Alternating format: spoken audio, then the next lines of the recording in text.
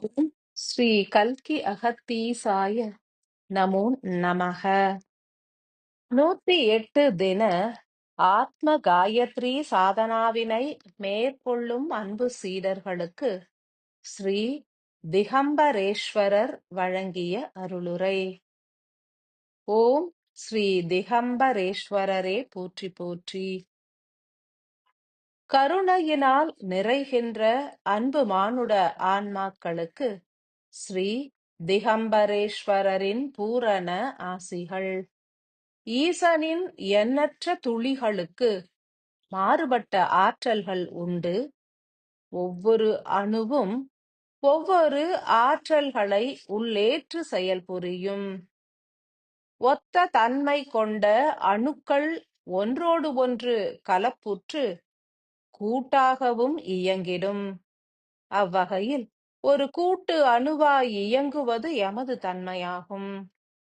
மானுட சிரசினிலும் கூட்டு அணுவாக இயங்கிடுவோம். ஸ்ரீ திகம்பரேஸ்வரர் என்பது இரு பொருள்படும் சொல்லாகும். ஒன்று, அனைத்தினையும் துறந்த நிர்வாண தன்மை கொண்ட நிலை எனும் பொருள்படும்.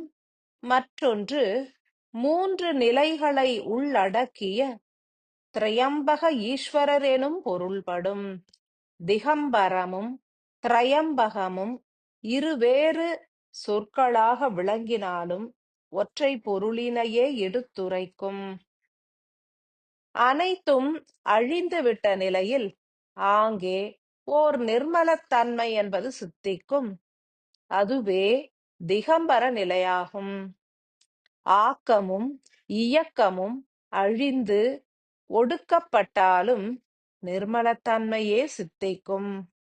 ஓர் அணுவின் 3 அடுக்கு நிலைகளும் உருக்கப்பட்டு மையத்தில் ஒடுக்கப்பட்டால் அவை வெற்றிடமாகவே விளங்கும். எனில் வெற்றிடம் எனும் ஓர் அகண்ட நிலையே திகம்பரேஸ்வரர் எனும் அணுவின் நிலையாகும். ஆடைகள் எனப்படும் எந்த ஒரு திரையும் எவ்விதமான கழிவும் அற்ற ஓர் அணு என்றும் ஆற்றல்களின் சேமிப்பும் அற்ற ஓர் அணு என்றுமே அறிந்திடலாம். ஓர் அணுவானது தனது அனைத்து தன்மைகளையும் ஆற்றல்களையும் துறந்த பின்னரே திகம்பர அணுவாக உருமாறுகின்றது என்பதனை உணர வேண்டும். ஸ்ரீ திகம்பரேஸ்வரர் எனும் அணுவானது தனது இயக்கத்தினை நிறைவுறுத்திய பின்னர் எந்தவித ஆற்றலும் இன்றி நிலைக்கும் ஓர் அணுவாகும். இருப்பினும் பூரண வெற்றிடத்தினை ஏற்றிருக்கும். வெற்றிடம் என்பது அதீத காந்த அழுத்தம் கொண்ட ஓர் நிலையாகும். எனில் திகம்பர அணு என்பது எந்த ஒரு அணுவோடும் இணையாது ஆற்றல்களையும் பகிராது மாறாக உருவாக்கும் காந்த அதிர்வின் மூலம் சூழ்ந்துள்ள அணுக்களில் உள்ள எரிபொருளை எரித்து வெற்றிடமாக்கும் என்றுணர்க.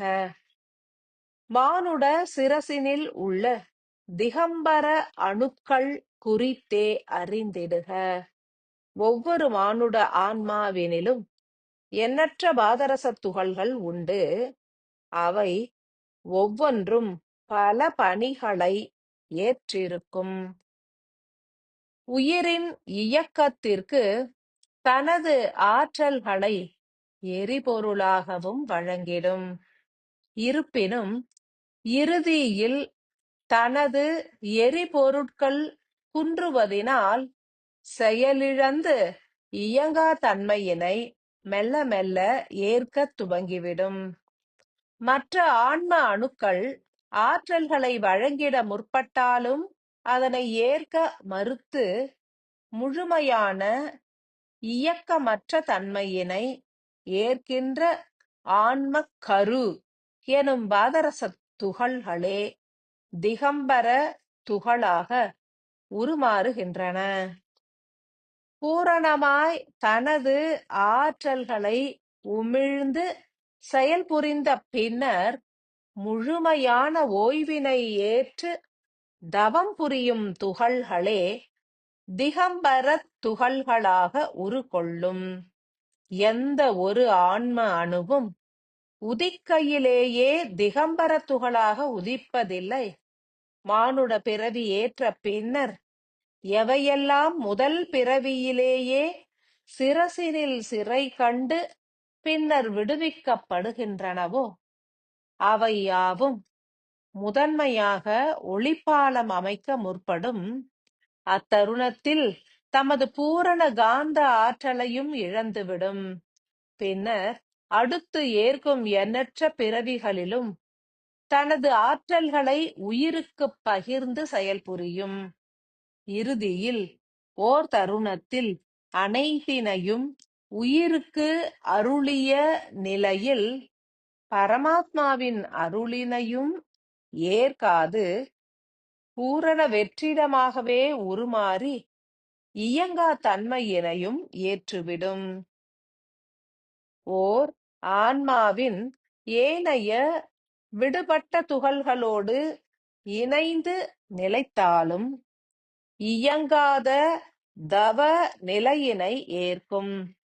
முதலில் ஒரே ஒரு ஆன்மக்கரு இவ்விதம் உருக்கொண்டாலும் பின்னர் மெல்ல மெல்ல பிறவிகளை கடக்கும் தருணத்தில் பல ஆன்மக் கருத்துகள்கள் திகம்பர நிலையினை ஏற்றுவிடும். இவை யாவும் மற்ற ஆன்மத் துகள்களால் காக்கப்படும். ஓர் முதிர்ந்த மானுடரை இல்லத்தார் முழுமையாக காப்பது போன்று ஏனைய விடுபட்ட அணுக்கள் யாவும் திகம்பர அணுக்களை ஒன்றிணைத்து தனது மையத்தினில் இருத்தி காத்திடும். இத்தகைய திகம்பரத் துகள்கள் என்பன பிறவிக்குப் பிறவி அதிகரிக்கும் என்றறிக. திரையம்பகத் துகள் என்றே அழைக்கப்படுவதும் இத்துகளே என்றறிக. ஏனெனில் 3 நிலை இயக்கங்களையும் பூரணமாய் ஏற்றவை இவை. முழு ஆற்றல்களோடும் பிறவி கண்டு சிரசினில் சிறைப்பட்டு விடுபட்டு பின் ஒளிப்பாலத்தினில் வீற்றிருந்து ஆற்றல்களை பொழிந்து இறுதியில் பூரண வெற்றிடமாய் மலர்ந்து இயங்கா தன்மையினையும் ஏற்கின்றது. படைத்தல் காத்தல் அழித்தல் ஆகிய 3 நிலை இயக்கங்களையும் ஏற்பதினால் திகம்பரத் துகள் திரையம்பகத் துகளாகவும் நிலைக்கின்றது. ஓர் ஆன்மத் துகள் திகம்பர நிலையினை அடைந்து விட்டால் முன்னரே திகம்பரமாய் நிலைக்கும் துகளோடு எளிதாய் ஒன்றிணைந்து கொள்ளும். இவற்றின் இயங்கா தன்மையின் மூலம் நிகழ்கின்ற செயல்கள் குறித்தும் அறிய வேண்டும். சிறைப்பட்டு பின் விடுபட்டு ஒளிப்பாலத்தினில் நிலைக்கின்ற ஒவ்வொரு துகளுக்கும் நிர்வாணத் தன்மை எனப்படும் ஆற்றல்களற்ற திகம்பர நிலையினை ஏற்கும் உரிமை உண்டு. எவ்விதம் மனிதர்கள் தங்களது ஆற்றல்கள் எனப்படும் சொத்துகளை இழந்துவிட்ட நிலையில் ஸ்தம்பித்து நிலைக்கின்றனரோ அவ்விதமே இவையாவும் நிலைக்கும். திவால் நிலை என்றே அழைக்கப்படுவதும் ஆன்மாவின் திகம்பர ஈஸ்வரத் துகளின் நிலையினை உணர்ந்தே என்றறிக. திரையம்பகம் என்பதும் 3 நிலை இயக்கங்களையும் ஏற்றுவிட்டு ஓய்வு பெற்ற துகள்களே. ஆக்கமும் காத்தலும் நிகழ்ந்த பின்னர் தனது ஆற்றல்களை தானே பூரணமாய் இழந்துவிட்ட நிலையில் உருவாகும் தன்மையே திகம்பரம் என்றும் திரையம்பகம் என்றுமே அழைக்கப்படுகின்றது. ஸ்ரீசக்கர தியானங்களை ஏற்கின்ற அன்பு மானுட ஆன்மாவின் ஒளிப்பாலத்தினின் உச்சத்திலும் மற்ற ஆன்ம கருக்களால் காக்கப்படுகின்ற திகம்பர அணுக்கள் பல உண்டு. இவை யாவும் எளிதாய் ஒன்றோடு ஒன்று இணைந்து ஓர் கூட்டான அணுவாக காட்சி அளிக்கும். யுக மாற்றத்தினை ஏற்று நிகழ்த்துகின்ற ஸ்ரீ அகத்திய பெருமானால் ஆத்மலிங்க பூஜைகளை ஏற்ற மானுடர்களுக்கு ஸ்ரீ திகம்பரேஸ்வரர் எனும் ஆன்மத் துகளும் ஒளிப்பாலத்தின் உச்சத்திலிருந்து சிரசின் மையத்திற்கு ஈர்த்தே அருளப்பட்டுள்ளது. எமது தன்மை என்பதோ பூரண இயங்கா தன்மை என்பதாகும். எனில் யாம் உருகி கரையவும் இயலாது, ஆற்றல்களை பகிரவும் இயலாது. எனில் யாம் எச்செயலாற்றிட முற்படுவோம் என்றுணர்க. உங்களுடைய சிரசினில் திகம்பரேஸ்வர ஆன்மத் துகள் எனும் ஓர் பாதரச அணுவானது ஆத்மலிங்க பூஜைகளை ஏற்ற தருணத்திலேயே கலப்புற்றது. எனினும் இத்தருணம் முதல் மாறுபட்ட இயக்கத்தினையும் வெளிப்படுத்தும். உங்களது சிரசினில் சிறைப்பட்டிருக்கும் சில ஆன்ம கருக்கள் மற்றும் ஞான அணுக்கள் மற்றும் மாறுபட்ட பல்வேறு அணுக்கள் ஆகிய அனைத்திற்கும் எமது பூரணமான காந்த ஆற்றல்களை உமிழ்ந்திடுவோம் என்றுணர்க. எமது பணி என்பது இயங்கா தன்மையினை ஏற்று தவம் இயற்றுவது என்பதாகும். எங்கு யாம் நிலைத்திருந்தாலும் எமது மைய வெற்றிடத்திலிருந்து காந்த ஆற்றல்கள் வீரியமான அலைவரிசையாக வெளிப்படும். இதன் மூலம் சூழ்கின்ற ஒவ்வொரு அணுக்களும் தங்களது ஆற்றல்களை சுயமாய் வெளியேற்றி வெற்றிடத்தினை மாத்திரமே பெருக்கி திகம்பர நிலையினை ஏற்றுவிடும். பின் மெல்ல மெல்ல எமது அணுவோடு இணைந்து ஒற்றை நிலையினையும் ஏற்றுவிடும். அவ்வகையில் ஒவ்வொருவர் சிரசினிலும் பல்கி பெருகிய திகம்பர ஈஸ்வர துகள்கள் என்பன உண்டு. இத்தருணத்தில் சிரசினில் யாம் நிலைத்திருப்பதினால் எமது தன்மை மாத்திரமே வெளிப்படும். யாம் இயங்கிட இயலாது, உருகிக் கரையவும் இயலாது. ஓர் வெற்றிடம் என்பது எவ்விதம் உருவாகும்? எமது அணுவின் அமைப்பு என்பதே மாறுபடும். விழிகளுக்கு புலப்படாத நிலையில் இயங்கிடுவோம். நியூட்ரான் எனும் நிர்மல அணுவாகவும் யாம் திகழ்வதில்லை. இருப்பு நிலையற்ற வாயுவினை போன்று காந்த அலைகளை மாத்திரமே பரப்பி செயல் புரிவோம்.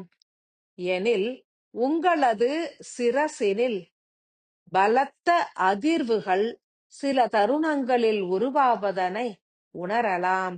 இதன் மூலம் துரிதமாய் இயங்கும் பல அணுக்கள் தங்களது ஆற்றல்களை துரிதமாய் வெளியேற்றி திகம்பர நிலையினை ஏற்றுவிட முற்படும்.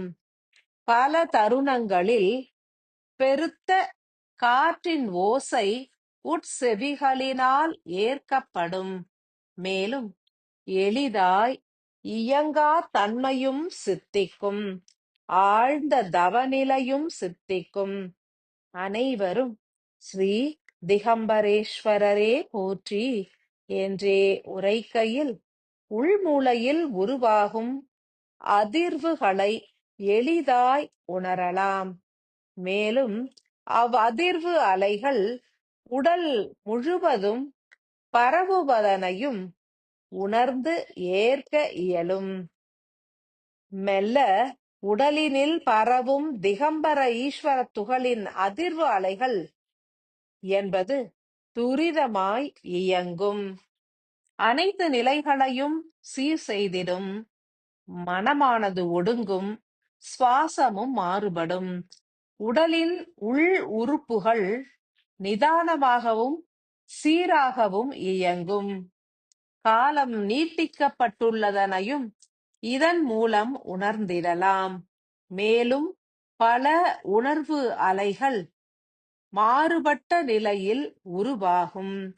உணர்ந்து ஏற்க கடவது. ஸ்ரீ திகம்பரேஸ்வரரின் பரிபூரண ஆசிகள்.